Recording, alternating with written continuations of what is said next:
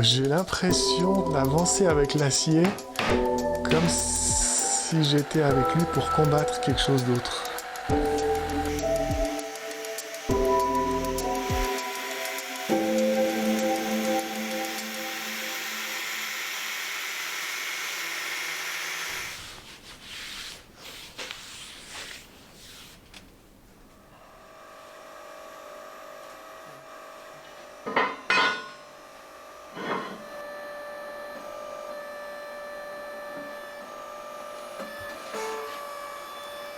Cette espèce de combat.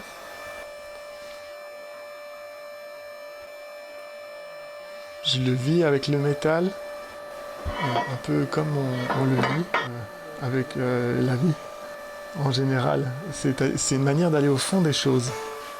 C'est une façon d'essayer d'être au plus proche du ressenti, d'une espèce de réalisme. Ça, c'est déchiré, c'est pas usiné, c'est pas une machine. C'est vraiment l'acier qui est déchiré. Et moi, c'est ça qui me plaît. C'est ça que j'ai envie de voir.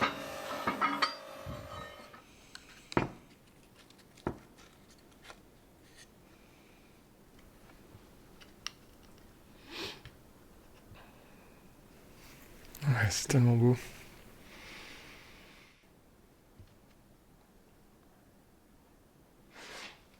Ce qui est beau, c'est cette espèce de bout là qui part comme ça et il s'arrête, il coupe net et il reprend de l'autre côté. Et ça, je peux pas le décider. Mon inspiration, c'est d'abord de combler le vide, de combler mon propre vide intérieur. Est-ce que je pourrais vivre sans la sculpture? Sûrement, probablement, que je pourrais faire autre chose, mais pas sans la création.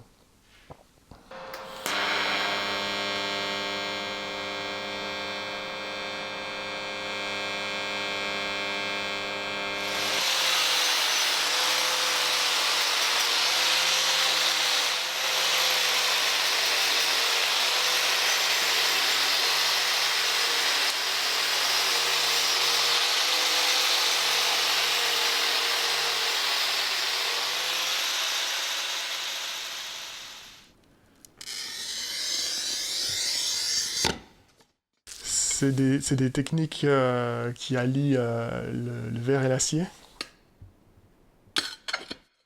C'est pour ça que c'est assez rare. Je connais quelques artistes qui pratiquent ce mariage, mais très peu, parce qu'il faut maîtriser deux artisanats. Et ces deux artisanats ne nécessitent absolument pas le même outillage, il faut être équipé pour les deux. Et donc on a façonné une pièce d'acier, de manière à ce que cette pièce d'acier devienne un moule pour la cuisson du verre. Et en cuisant le verre dans l'acier, il va prendre une forme, épouser la forme de l'acier. Et ensuite, le moule fait partie de l'œuvre, c'est un tout. Et on a à la fin l'illusion que l'acier qui a été déchiré l'est en fait par le verre, qui est comme une matière qui pousse et qui est plus forte que l'acier au point de pouvoir le déchirer.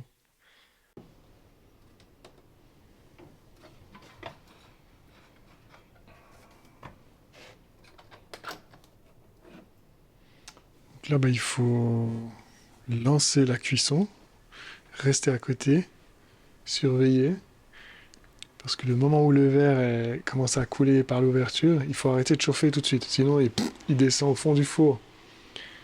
Donc ça va prendre peut-être 2h30 pour monter à 800 degrés. Et là, il faudra ouvrir le four, faire chuter la température au moment souhaité, ensuite refermer avant que le verre ait le temps de refroidir complètement. Et après, il y aura 3 jours d'accompagnement, de refroidissement progressif du verre. Cet espace d'exposition, il est juste au-dessus de la forge et ça me permet d'y mettre mes sculptures. C'est quand même, faut les stocker. Et puis ça me permet d'accueillir des visiteurs. Et du coup, c'est une bonne carte que j'ai en main parce qu'ils rentrent dans la forge, ils font le tour de l'atelier, ils montent l'escalier, ils rentrent ici et ils découvrent toutes les sculptures d'un coup. avec ces beaux murs en pierre. Et ça, c'est précieux pour un sculpteur.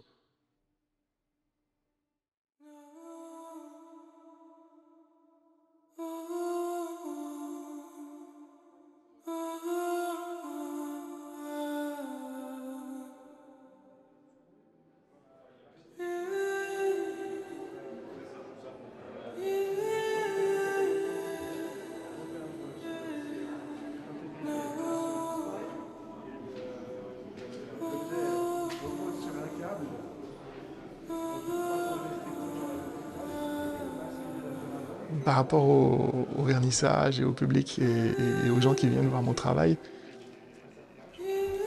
donc il n'y a pas de contre-nature, mais il peut y avoir beaucoup de dualité en moi, hein, pas dans la relation.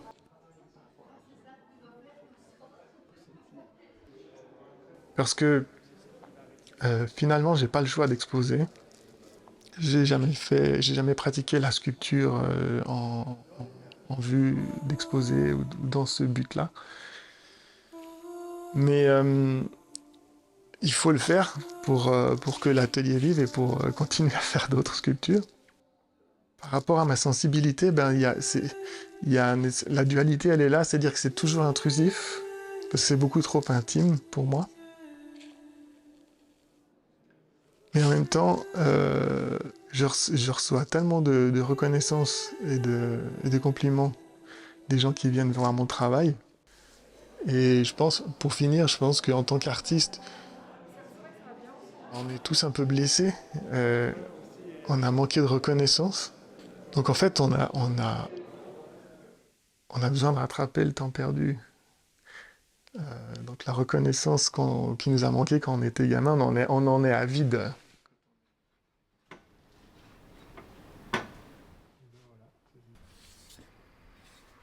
Tu vois vraiment le verre, tu vois, qui a pris la forme de la sculpture.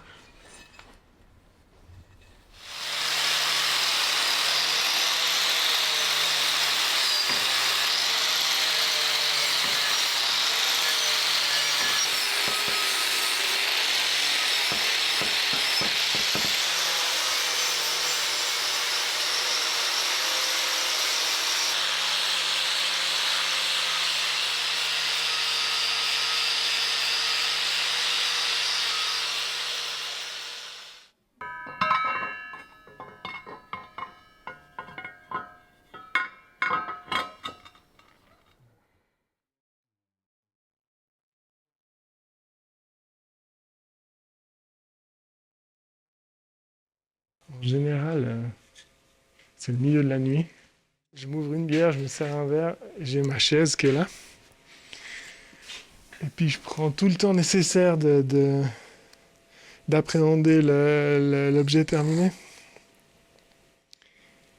Et en vérité, c'est le seul moment où je me sens à ma place et où j'arrête de souffrir. Voilà. C'est assis sur cette chaise, c'est à ce moment-là.